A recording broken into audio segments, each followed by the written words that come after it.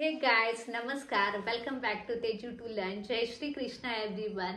So आज आपण पाहणार आहोत पार्टनरशिप अकाउंट्स आणि पार्टनरशिप अकाउंटसाठी लागणारे जे डॉक्युमेंट्स आहेत ते कोणत्या प्रकारचे डॉक्युमेंट्स आहेत ते आपण या व्हिडिओमध्ये पाहणार आहोत. सो प्रत्येक कंपनी ज्यावेळेस फर्म होते त्यावेळेस प्रत्येक कंपनीसाठी जे मेन इम्पॉर्टंट आयडेंटिफिकेशन असतं ते आहे जे आपलं ID card, pan card important असतं. आणि पॅन कार्ड नंतर ज्यावेळेस पार्टनरशिप कंपनी आहे त्याच्यामध्ये वेगवेगळे पार्टनर्स असतात आणि त्यासाठी लागतं ते पार्टनरशिप डीड. त्या पार्टनरशिप डीडमध्ये मेन्शन करण्यात येतं कुठल्या पार्टनर्सला कशा प्रकारचे राईट्स आहेत किंवा कोणत्या प्रकारे कंपनी कशा प्रकारे चालणार आहे.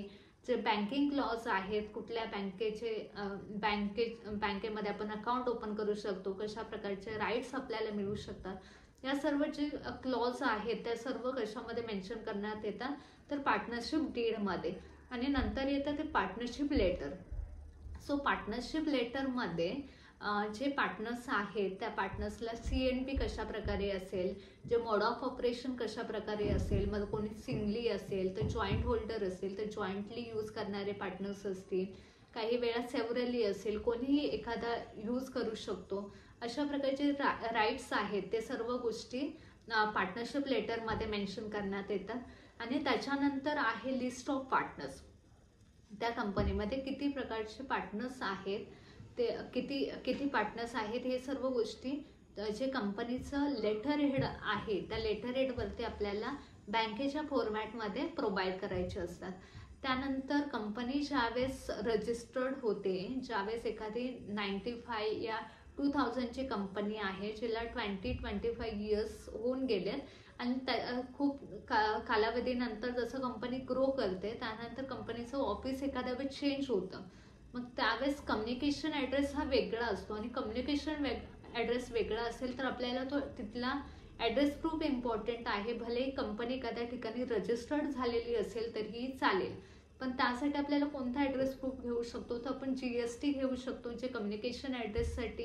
किंवा MSME साईटवरती जे सर्टिफिकेट्स असतात वेगवेगळ्या प्रकारचे, शॉप एस्टॅब्लिशमेंट लायसन्स असेल किंवा तुमची फूड रिगार्डिंग कंपनी असेल तर फूड लायसन्स आहे, अशा वेगवेगळ्या ज्या कंपनीचे जे सर्टिफिकेट आहे जे MSME साईटवरती मेन्शन करण्यात येतात त्यापैकी एखाद्या ॲड्रेस प्रूफसाठी एखादी गोष्ट आपण घेऊ शकतो.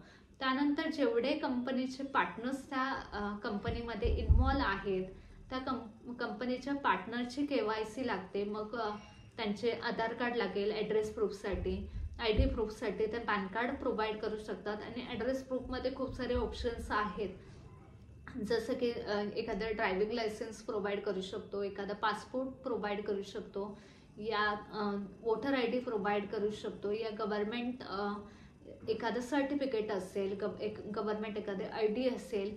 सो अशा प्रकारच्या गोष्टी आहेत त्या ॲड्रेस प्रूफसाठी पार्टनर्स प्रोव्हाइड करू शकतो. आणि ज्यावेळेस आपण एखाद्या बँकेमध्ये अकाउंट ओपन करतो त्यावेळेस आपल्याला ते चेक प्रोव्हाइड, इनिशियल फंडिंगसाठी एक चेक प्रोव्हाइड करावा लागतो.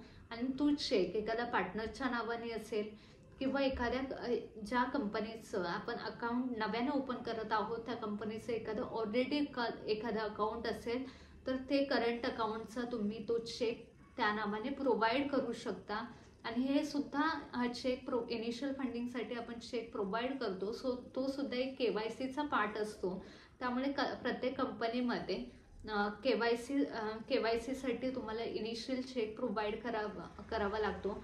जर एखाद्या वेळेस तुम्ही चेक प्रोव्हाइड नाही करत, नील IP चेक प्रोव्हाइड करताय किंवा झिरो बॅलन्सवरती तुम्हाला अकाउंट ओपन करायचं आहे, तुमचा टर्नओव्हर जास्त आहे आणि तुम्ही चेक इनिशियल फंडिंगसाठी चेक प्रोव्हाइड करत नाही आहे तर बँकेला त्यांचे इनिशियल फंडिंगचा जो चेक आहे त्यासाठी वेगवेगळ्या प्रकारचे अप्रुव्हल्स घ्यावे लागतात, त्यांच्या सिनियर मॅनेजमेंटकडून अप्रुव्हल घ्यावे लागतात, त्याच्यानंतर तुमचं ते अकाउंट ओपन होतं.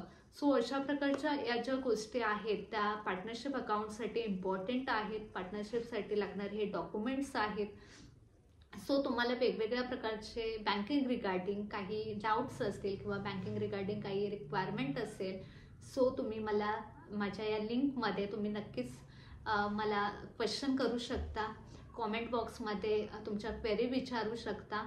आणि आपल्या या व्हिडिओला तुम्हाला जास्तीत जास्त लाईक करायचं आहे, शेअर करायचं आहे आणि आपल्या या तेजू टू लर्न या चॅनेलला आपल्याला काय करायचं आहे?